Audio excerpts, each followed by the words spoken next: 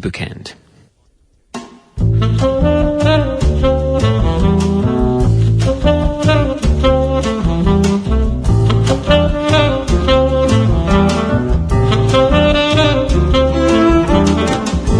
We're joined in the studio by Charles Montgomery.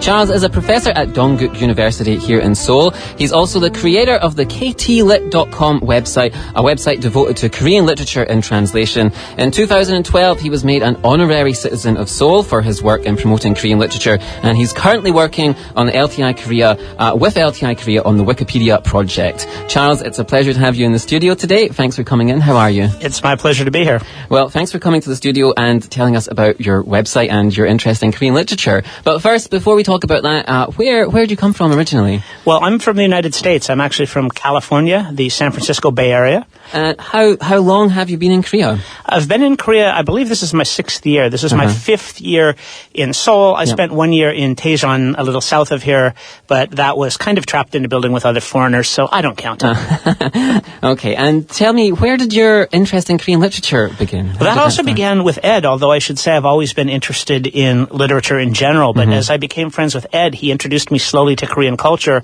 and he started with samgyeopsal and soju. Good move. The cornerstones of Korean culture. Barbecue and something to drink. But then, because he was a comparative literature at the University of California at Berkeley, comparative literature major, he introduced me slowly to Korean literature. And he is also a translator. So I was his editor. And in that way, I was very slowly and naturally and through friendship introduced to it. It was not like taking a class or someone put 4 books in front of me and said, you need to read these. Yes. It was much more organic, much more natural. Well, tell me, since then, you've obviously become a great supporter of Korean literature, and you've got various roles that you play in promoting literature. So tell me about your website. How did that start? Well, the website started partly because I needed to do it so that I would understand what I was reading. Because one of the things, I know that in your job you are also a lecturer. And one of the things I learned when I was in the United States was that if I had to lecture on something or write about it, it actually helped me to understand it better.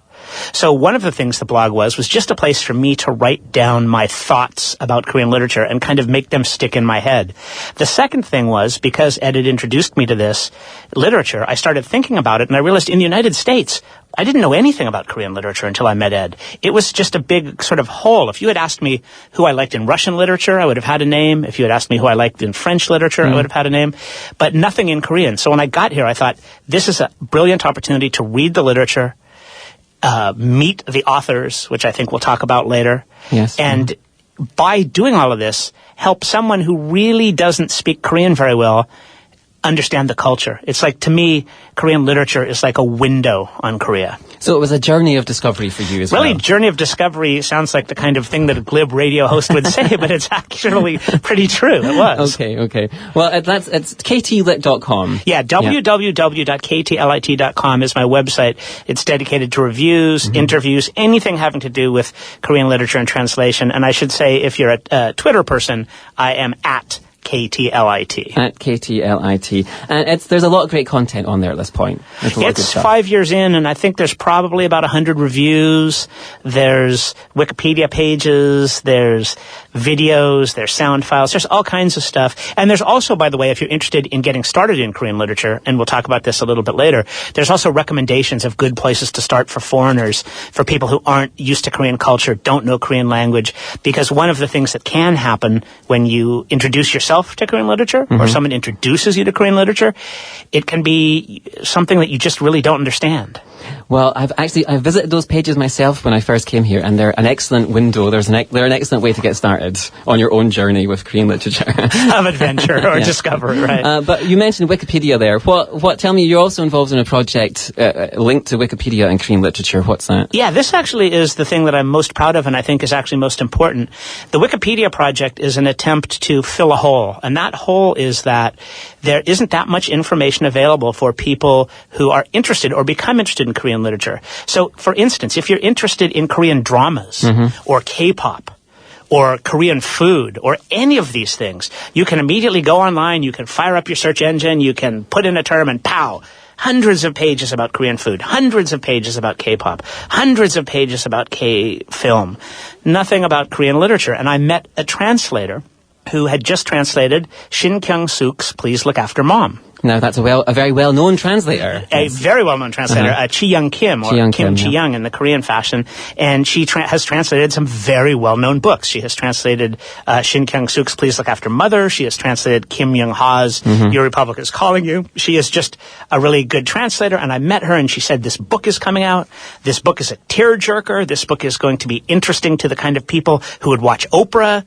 And I rushed home, and I got on my laptop, as I do, and I fired up my search engine, and I typed in Shin Kyung-suk, and there was nothing. And it occurred to me that this was a problem, because for any other author, if I were interested in, say, Murakami, and I just heard of Murakami, I would have rushed home, and I would have typed in Murakami, and I would have found all this information, who he was, what he wrote about, what his books were titled, where his books were. So starting with Shin Kyung-suk, I just started putting up pages, Wikipedia pages, that is, and then just a short while ago, LTI Korea contacted me, and LTI Korea has a wealth. I should say LTI Korea is the Literature Translation Institute of Korea, and they have been working very hard in the last 3 years to internationalize Korean literature. And they came to me and said, we see what you're doing.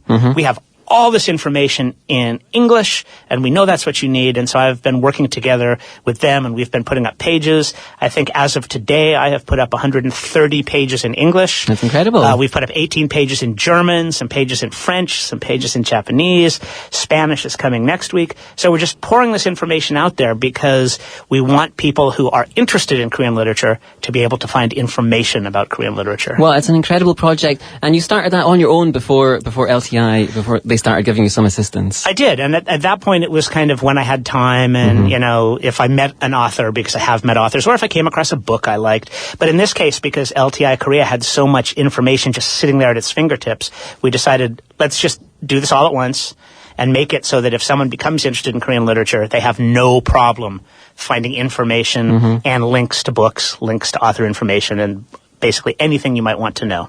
Well, it's amazing that you're so passionate about Korean literature. Where did that passion start? What is it exactly about Korean literature that motivates you so much? It is that I love literature in general, but it gets back to something about Korean culture that I love, and that has to do with my best friend Ed. When you have relationships with Koreans, when you enter into friendships, they are serious. Once you have a relationship with a Korean, you have a relationship for life. And so with Ed, I kind of developed, it took me a while to realize that I had like a friend I was never going to lose or leave, and we've followed each other across seas and whatnot. And as I said, his kids are my godson and goddaughter. But it started so it was a combination of two things. My love of literature in general, both my degrees are in English and English literature, but also the fact that once I got to know Ed, I realized that Korea was this whole exciting, slightly different, intriguing world that I knew nothing about, and so I just kind of dove in. Yeah, and you've been diving in ever since, right. I guess. Sort of drowning, but... Well, you've mentioned that there wasn't a great deal of awareness in the rest of the world about Korean literature. How do you feel about Korean literature now, post Please Look After Mom and one or two of the other success stories? Are you optimistic about the future? I'm extremely optimistic about it for a couple of reasons, maybe 3 reasons, but I'm not a mathematician, so it may end up being 4 reasons, or it may end up being 2 reasons. The first reason is the reason you just mentioned, Barry. That is that I think that Korean literature has been increasingly successful in translation. That if you look in the last 10 years, you see that every translation has been more successful than the last one. And you see 2 authors in particular breaking through. Tell us the names. You know the names. Shin Kyung-suk, and she's got another book coming out this spring, I believe. And Kim Young-ha, who has been really good. He hasn't had one massive breakthrough the way that Shin Kyung-suk has, but he has turned out book after book that has been interesting to different audiences overseas. So his I Have the Right to Destroy Myself is an existential novel that the French loved and some people in English loved.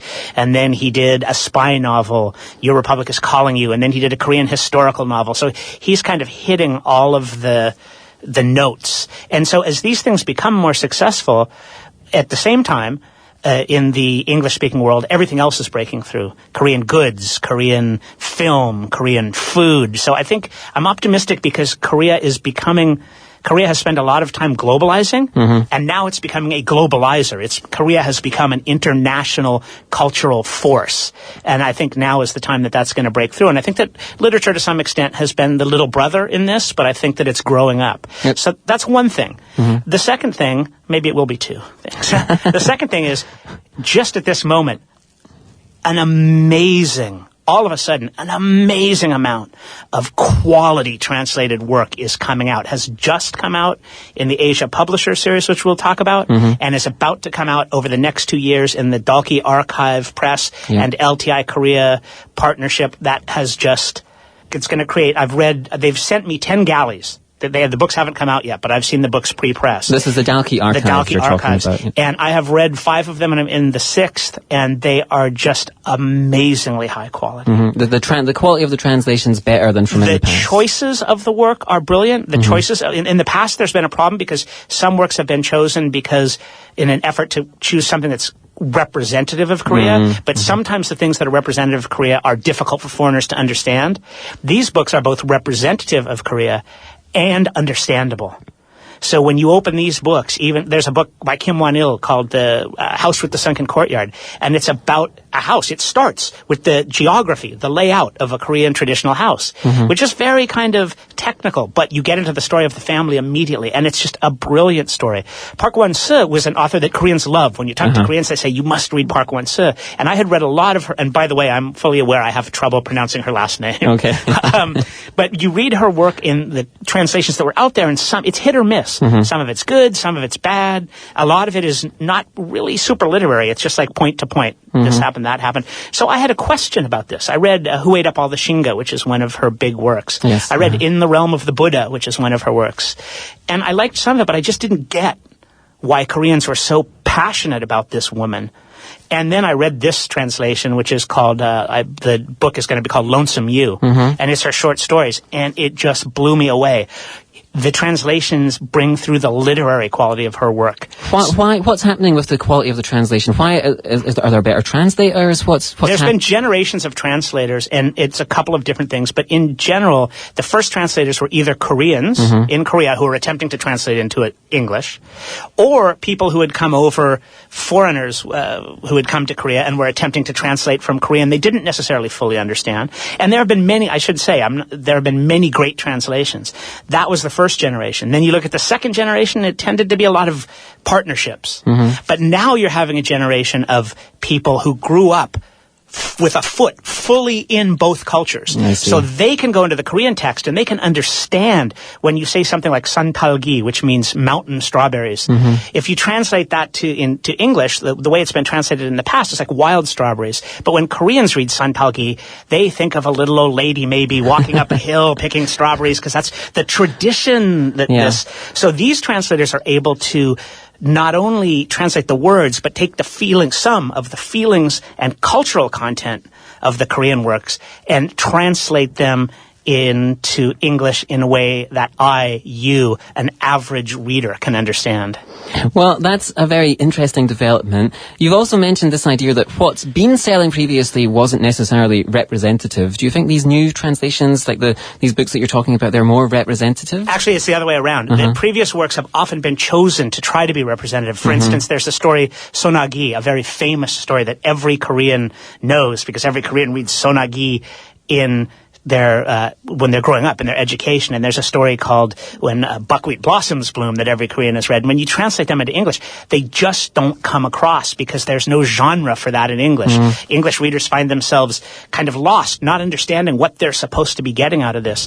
So what's happened recently is, as I said in the Dalkey thing, they're picking works that have representations of Korean culture, but also land. And then there's the second thing you're talking about, which is really interesting, which is the question of authors like Kim Young-han, Shin Kyung-suk, who have been very, very successful. And there's some tension, I should say, maybe tension is too hard of a word, but there's some question in Korean, what's the relationship between selling books in English and selling out Koreanness? In other words, if you write about things that are international, or if you change translations to make them more international, are you still letting people know what is essentially Korean? And that's you bring that up. I can't tell you how that's going to work out. What I will say is this: when those works like Please Look After Mom and Kim Young-ha's works sell, one of the things I do, because I'm a numbers guy, I was a marketer, is I follow all the success of all Korean literature online by measuring on Amazon and Google and places like that. What are the ramifications after? What the ramifications, and the ramifications of success with those books that people sort of question. Are they Korean? Are they international? What are they?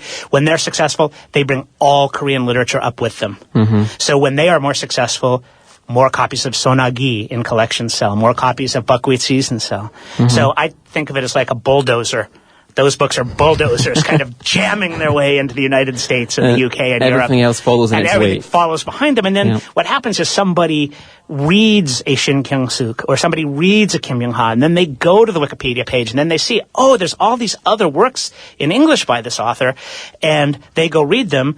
And if 100 people do that, one or two of those people are just gonna, it's gonna grab them by the throat, and they're gonna go, my God, now I have to read all Shin Kyung-suk. And then when I'm done with Shin Kyung-suk, I have to move on to Park Wan-soo and Chae Yun, and they're going to become fans of the national literature, of the Korean national literature, in the way that people become fans of Russian, French, whatever national literature. And you think that's starting to happen now? We're sort of on the crest of a wave? I think it's beginning to happen now. I think everything is coming together at this time, and I think that if it doesn't happen now, I'm worried that it won't happen also. So there's kind of this optimism I have, and this also, come on, look, guys, let's get this done now while we have this super opportunity of Korean culture expanding out of Korea, out of Southeast Asia, into the entire world.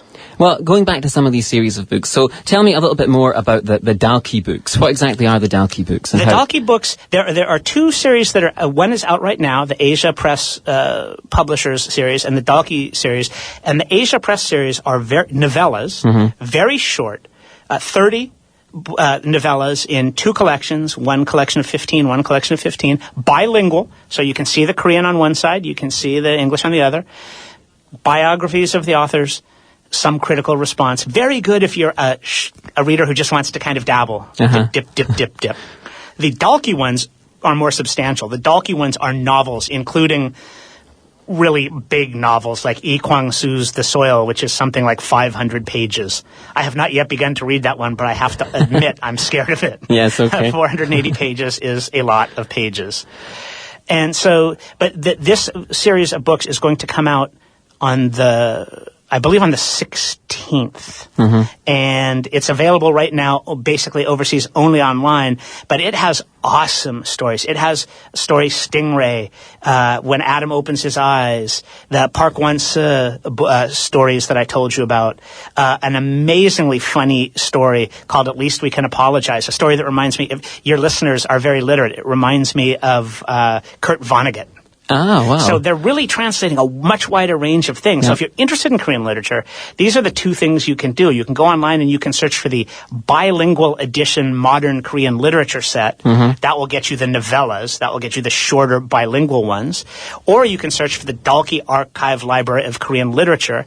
And I should say one of the things that gives me a tremendous amount of hope for the future is that the Dalki Archive Library collection was done with LTI Korea, by LTI Korea trained translators. And these are now the translators that are out in the world doing the work. And the translation quality of those, as I said, is just head and shoulders. These are the translators who are making these incredible... These are the translators who are going to take Korean literature and are going to translate it into English in a way that English speakers can understand and in a way that seems literary. So when you read it, you don't just understand the culture, but you enjoy the reading process. Well, it's a very exciting development, and I can't wait to get my hands on a copy of those books myself. Charles, I have one final question for you today. We're almost at the end of our time, and thank you so much for coming in today. It's been wonderful talking to you about Korean literature. I hope I haven't bored anybody. No, it's been fantastic. Sharing in your passion, it's been great. Hopefully you'll come back and join us again sometime. Stay tuned for Out and About with Sue Park. I'm Barry Welsh, I'm your host, and I leave you now with Tori Amos.